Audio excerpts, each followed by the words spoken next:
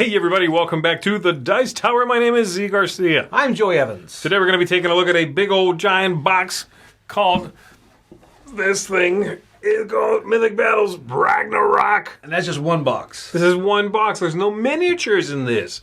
Okay, you need another box for that, you silly head.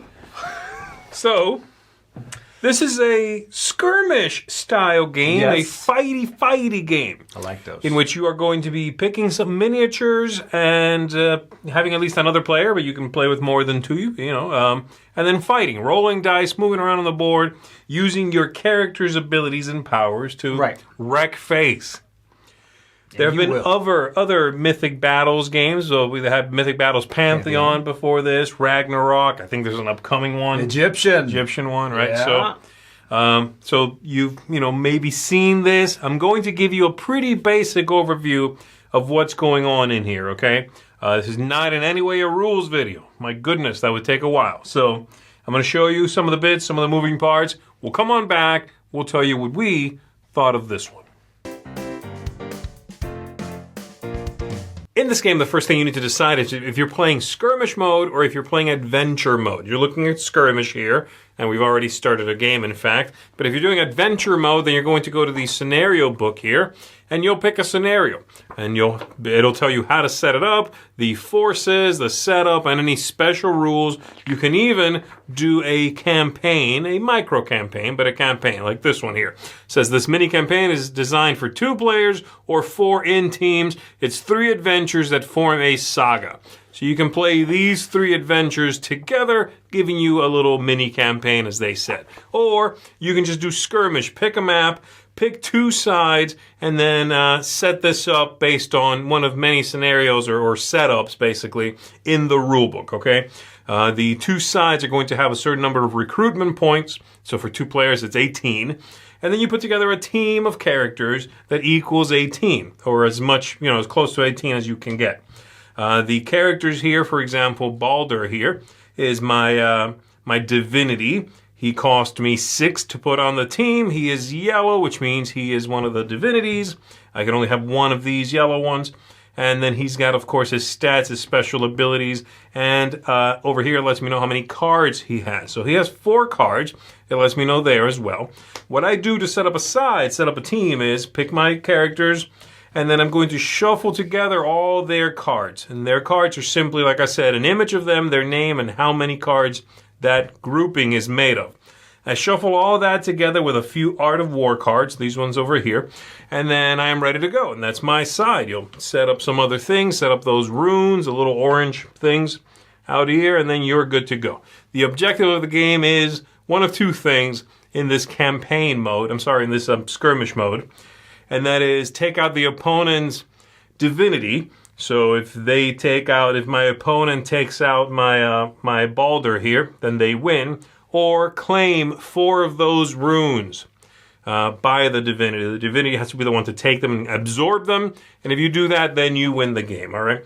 The general flow, every player has a player aid right here with a lot of information, the breakdown of what's going on, and a bunch of keywords and terrain breakdown on the other side, okay? So the flow, I'll go through this fairly quickly here, is at the start of your turn, you have a hand of cards. So here are my cards. You're going to draw one at the start of your turn. If anything else says it happens at the start of your turn, you would do that now. So this is what I drew. Then, and I'm gonna pretend I drew something else for the sake of the example here. I'm going to pretend I drew one of these Art of War cards, or AOW cards. I'm going to now activate any one of my figures, okay? So I could do Balder and discard this card and activate Balder. I could discard this card and activate this character, okay? And so when I do so, I can either do up to 2 simple actions, or I can do 1 complex action. What are those actions? They're right here. The simple actions are walk. You get to walk a certain number of steps as denoted on your character. In this case, he can move 2. You can attack, or you could claim one of those unclaimed divine stones, the little runes, okay? You take it, you put it on your figure's base. You can do 2 of these, or up to 2 of them, but they have to be different. And then the other option is you could do up to 1 complex action instead. They let you run, which is movement, it's your movement stat +1. Lets you get a little bit farther, but that's your only action. You could deploy, bring them onto the play. You can absorb, which is how you claim those rune stones, or you can ascend, which is entering a rocky terrain. That has to do with the terrain out here.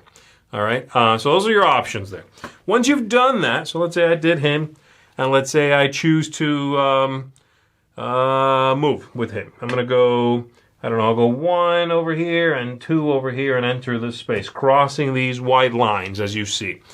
Then I'm going to, if I want to, I can discard one of these Art of War cards to take another turn, another activation. It cannot be the same person, so I cannot do Baldur again, but I could do this character, discard them and do something with them. Maybe they will move, and they move in here. This area with a symbol has an ability. Let's take a look. On the back here is all the terrain, and that one is a divine source. It lets me know that when I walk in there, I should roll a die, and something's going to happen. I rolled, this is a 5. These dice go 0 through 5. On the 5, it's actually the best roll because it lets me pick any of the previous abilities. For example, I could do this one right here, draw 2 cards. Great, 1, 2 in my hand, and entering that space stopped my movement. I am done. I can activate at most 2 with that Art of War card in between them to let me do that. And now it is back to my opponent. They will draw a card. They will activate 1 or 2 units. They will clean up, and then it comes back to me. So that's the idea. That's the general flow. You're moving around. You're picking up those. You're getting in each other's face. The other thing, of course, being combat, a very important part of this game. And let's go ahead and show some of that, okay? So this guy right here is Grendel, one of my favorite units in this game. And he is going to attack. I would have to activate him by discarding one of his cards. And then I would choose to attack. To do that, I'm going to take a look at a few stats on him here. There is this line, this bar sort of moves up and down to track his wounds. And also his stats change as this changes. So if he's down to here, he's taken a few hits. He's got 4 life left out of a possible max 8. And he has now, when he attacks, he rolls 7 dice. His defense is 7. His range is 0. He has to be in your face to attack you. Movement of 1. And then another ability for some of these special stats, okay? He's also got, over here, in this little area, they all have a few keywords. And those are on the back of your player aid. So for example, my friend here has Terror.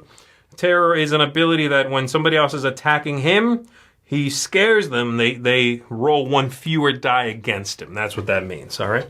So I would roll dice. I'm going to go ahead and grab 7 dice, and I would roll these. My opponent would let me know what the defense is of the guy I'm attacking. And so let's say it's 7. Okay, so I roll these dice. Any blanks I roll, I would immediately remove. So let's say I got a blank, like that. If it's a blank, it's gone. The 5s are going to be re-rolled for a second wave of attack, okay? The value I'm looking for is 7. Again, that's how I hit. I need to get a 7. So the 5s I can set aside for a moment because they're going to be, after this first wave, there's going to be a second wave, and I'll be re-rolling the 5s. Now, these dice over here, I can always discard a die, remove a die to pump any one of these up by 1. So stepping back for a moment here, let's say this is my roll. I am allowed to discard any one of these and then change this 4 to a 5, and which will allow me to re-roll it. That's wave 1. The total I'm looking for is 7 again. These I'm going to leave alone for a second, and I'm going to re-roll these. And to the roll, I will add 5. The 5 that these dice basically already banked. So I roll. If it's a blank, it's nothing. Now, this is a 7, the 2 plus the original 5, and this is a 7. Now, if the opponent's defense was 8, I could simply discard this and add 1 here. That brings it up from a 7 to an 8, and I could do it again. Bring this up from a 7 to an 8. The point being, they're taking 2 hits. Each of these dice was a hit, okay? You check what their defense is, and you have those 2 waves of rolling to try to get that much, and each die that goes through, that's a hit on them. So that's combat with, of course, modifications galore with all the words, the keywords, the defensive and offensive different maneuvers that you can do.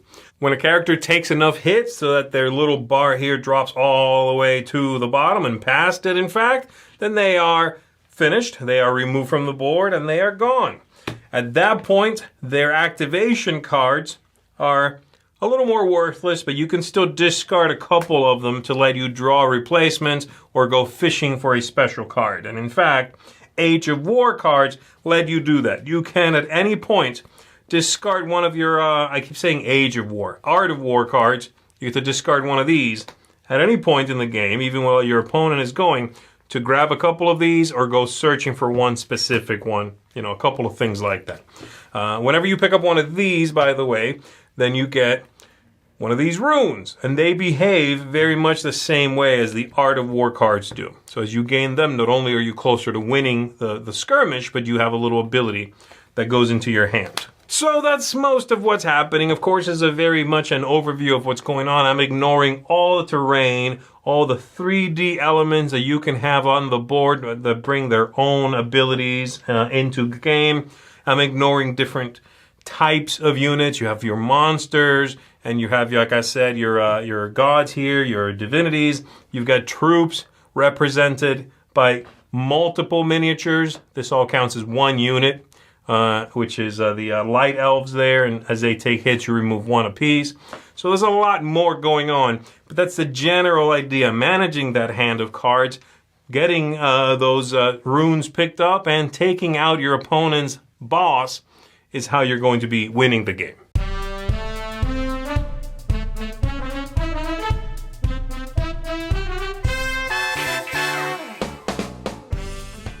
So this game, for me, Joey, it's a bit of there's a lot of dichotomies here. It's interesting. I find this game to be both very big in some aspects and very small in others. This is one of those games that is like so overwhelming, so scary in a way. There's so many moving parts, and yet the game is so kind of ultimately simple. Right. It's so straightforward, especially if you're doing the skirmish. I showed you the missions or the skirmish. Yep.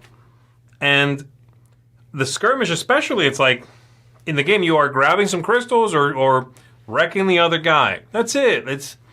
And the way it moves and the way everything kind of flows can feel very small. It can. It has that feeling of both extremes. And I think for some people, they're going to find that the game gives them the worst of both of those ends.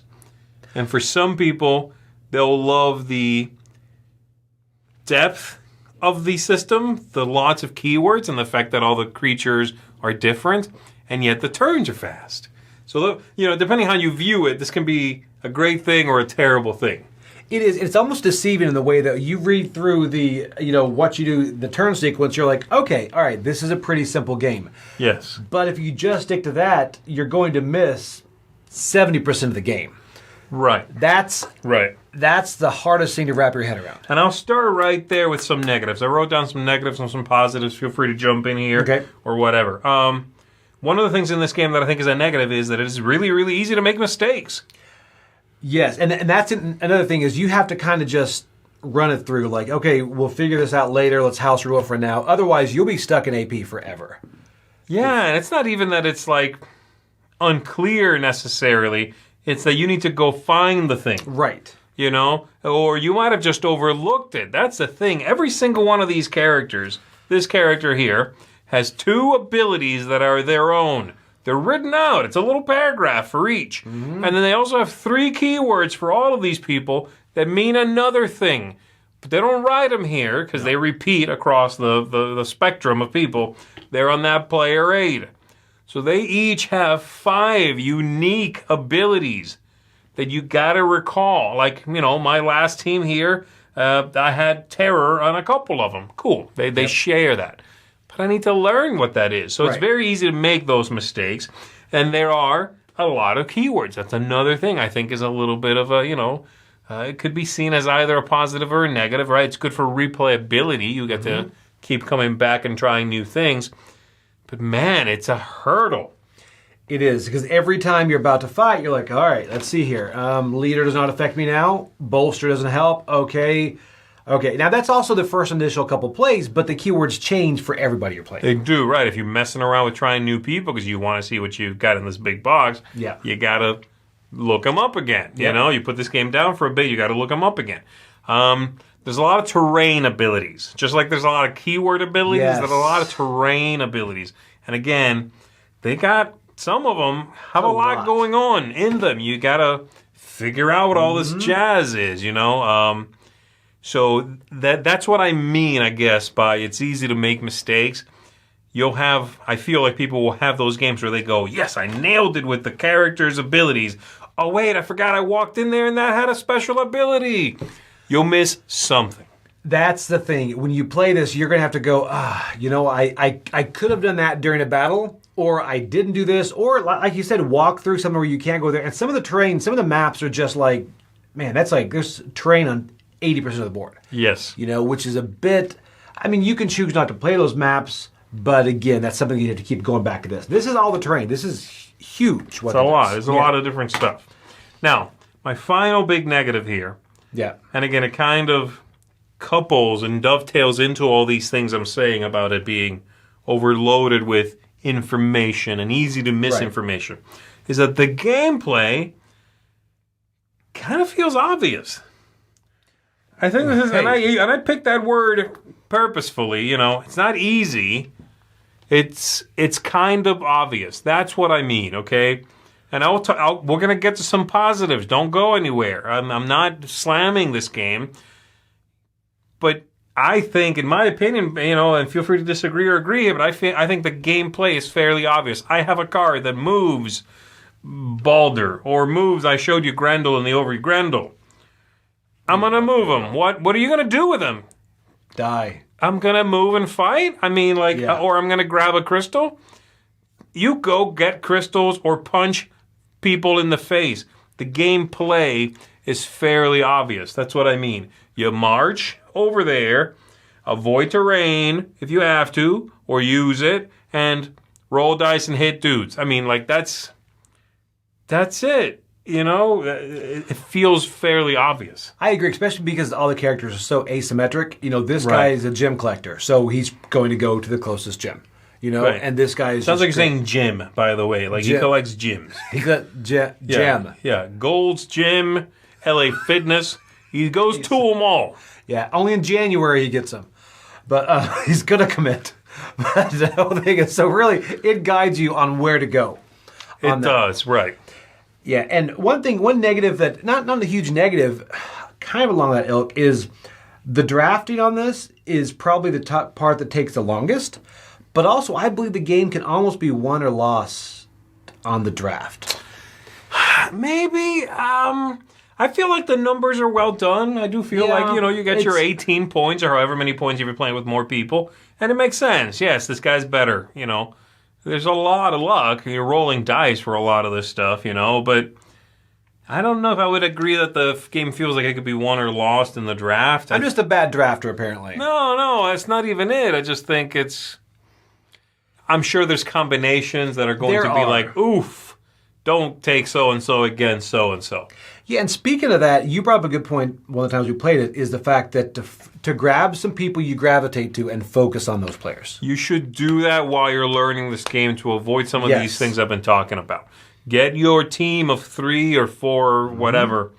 Learn them. Play with just them. Pretend the rest of the miniatures in the box don't exist. Yes. Now, again, this only works for skirmish mode, not when you're playing campaign. And they're in there, you know, there's a lot of content in here that they'll make you pick some people, you know what I mean? Right. But if you're playing skirmish, focus on a few and do just that. And that's the way to get comfortable with this game and start getting some of those abilities down where you don't feel like you're reading every single time you do something.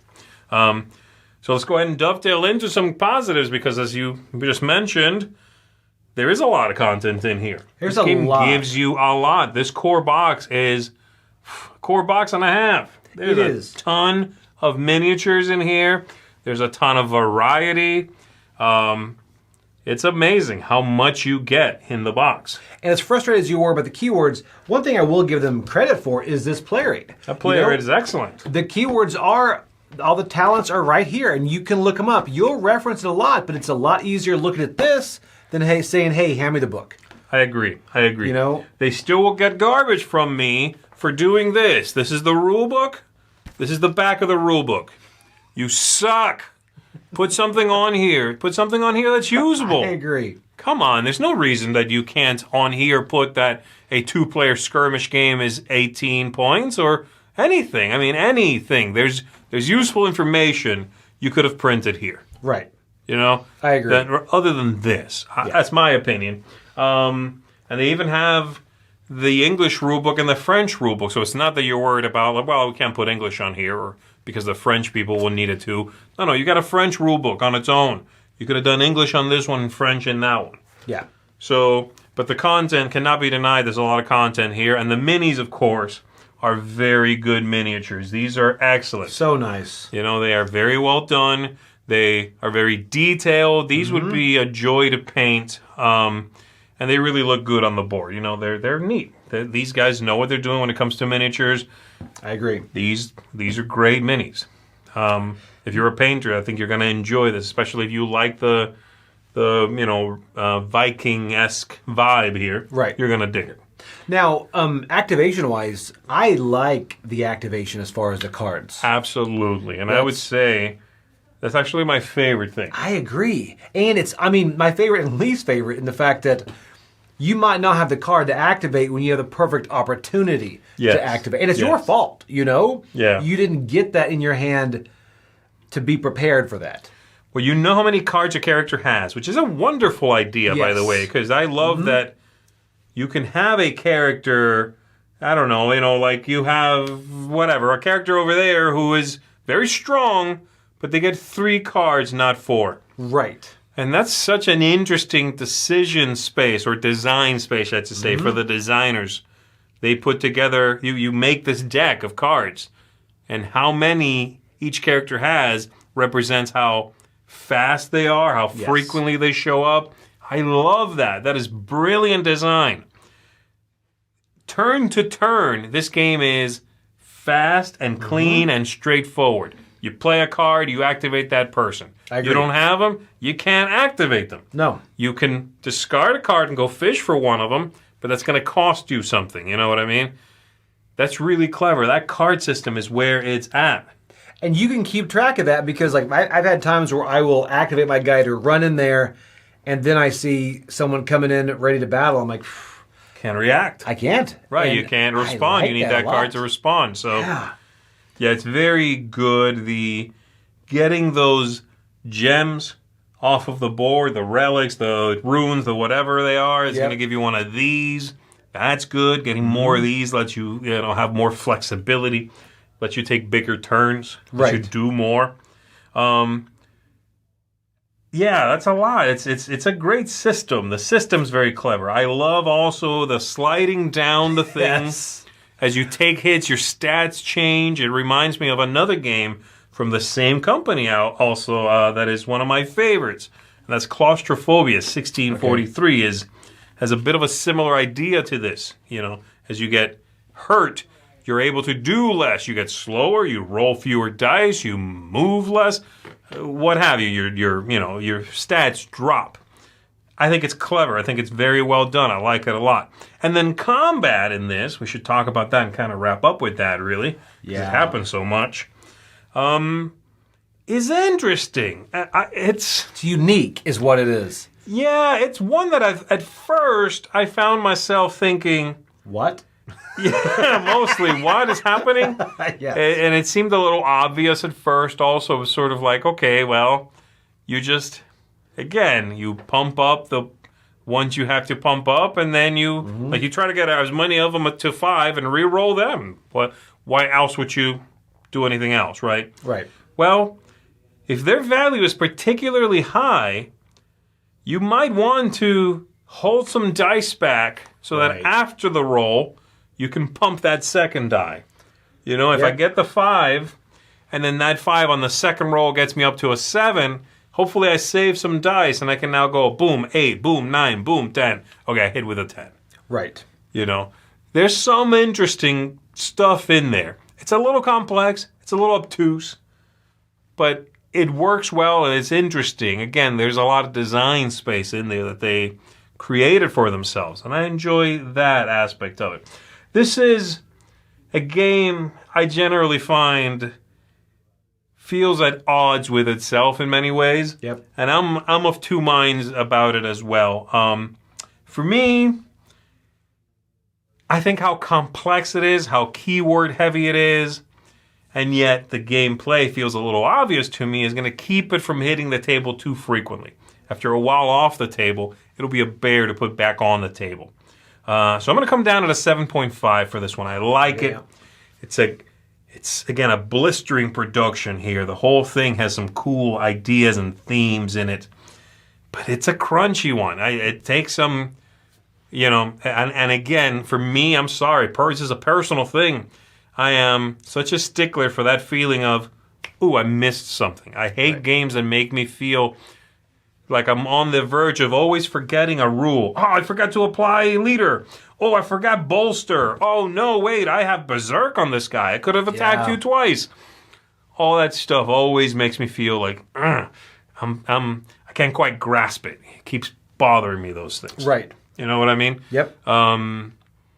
So that's where I'm at, a 7.5 from me. What do you got? I'm coming in a bit higher at an 8. I was going between 7.5 and 8, and I think what kind of sold me on that is the fact that you mentioned if this is a game that you will just dive into and take part of this and say, this is it for me. Yes. Then I think this game will shine because you're going to know your synergy in your team and start acting it out and start going through and then go through the scenarios and things as well. Yeah. I really like that because it also eliminates the hardest part about the game is going back to this over and over, and the drafting that you're going to look at the cards and you're like, okay, got the cards. Now let's find the corresponding minis, and then let's find these and the cards and everything. So that eliminates all of that and just gets it to the table. And if that aspect all happens, I think it could be an 8 and maybe even higher because then you would actually play it. Yeah, if you play with the same team, you learn them, like you're saying, you start getting comfortable. Yeah. Now you start doing some stuff. Yeah. Yeah. These keywords, all these abilities, they start to weave. They start to matter a little more.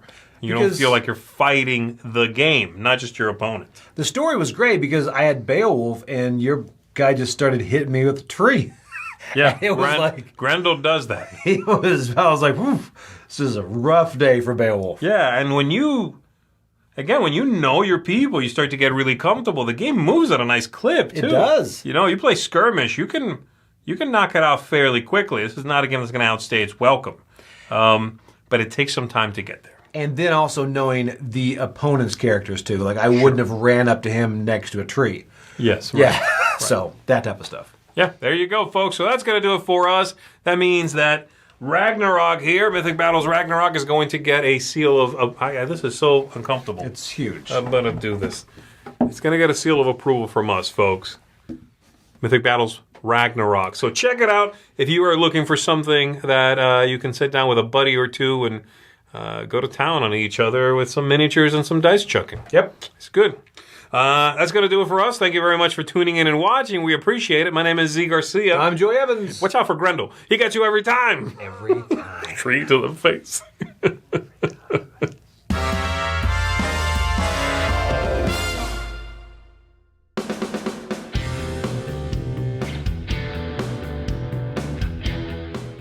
Hey everybody, thanks for watching another video from the Dice Tower. Hey, you want to learn more about us, communicate with us? We have a Facebook group, we have a Discord channel, lots of different ways to get involved with the Dice Tower. You can find that in our Linktree link below. So just click that, it will take you and you can communicate with us on Facebook, join our Facebook groups. There's lots of cool things that you can find and become part of the Dice Tower. Thanks so much for watching. I'm Tom Vassell.